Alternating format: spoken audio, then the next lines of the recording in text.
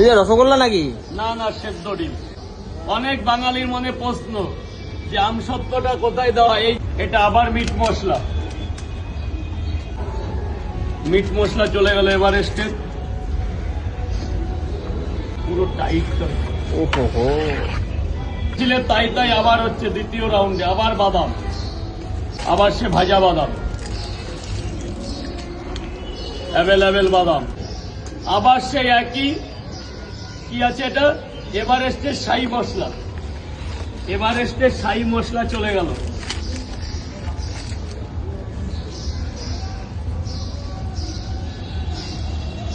এই যে রসগোল্লা নাকি? না না, সেদ্ধ ডিম। এ বাবা, তরকারি আজকে লাগবে কি, শুধু ডিমের গন্ধে তরকারি ভরে যাবে। ভুলে গেলাম। ঠিক আছে। এইবার কিছু আজকে যেহেতু শিব পুজো, নিরামিষ তরকারি বলে কিছু স্পেশাল জিনিস এনেছি আজকে একমাত্র শিব পুজোর জন্য। এটার মধ্যে দেওয়া হবে আজকে অরিজিনাল কাজু বাদাম। লোকে যেটা বলে সেটা কিন্তু এখানে দেওয়া হয় অরিজিনাল কাজু বাদাম। এই যে একদম ডিমের উপরে সাদা সাদা কাজু বাদাম।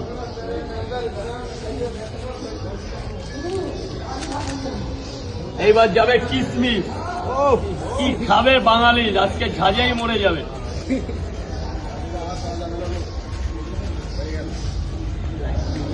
এবার যাবে কিশমিশ অরিজিনাল। এবার যেটা আমসত্ত্বটা, যেটা গ্রেভি করার সময় দেওয়া হয়, অনেকে জিজ্ঞাসা করে যে কোথায় আমসত্ত্ব দেওয়া হয়। অনেক বাঙালির মনে প্রশ্ন যে আমসত্ত্বটা কোথায় দেওয়া। এই যে সেই আমসত্ত্ব। এটা কিন্তু আমরা দিয়ে থাকি মশলা তৈরি হওয়ার সময়, না হলে মশলাটা আঠা ভাব আসে না, মশলাটা আঠালে ভাব আসে না। এটা কিন্তু এখনই সেই দেওয়া হচ্ছে। মশলাটা এইভাবে দিয়ে আমরা দিয়ে দেব মশলার মধ্যে, যেটা গ্রেভি বলে। বাঙালিরা তো জানবে গ্রেভি কাকে বলে। যেটা আমুল বাটারের মতন পুরো দেওয়া হচ্ছে, পুরো বাটারের মতো। একদম শিবর পুজো আজকে, শিবের একটা আলাদা মহিমা আছে না।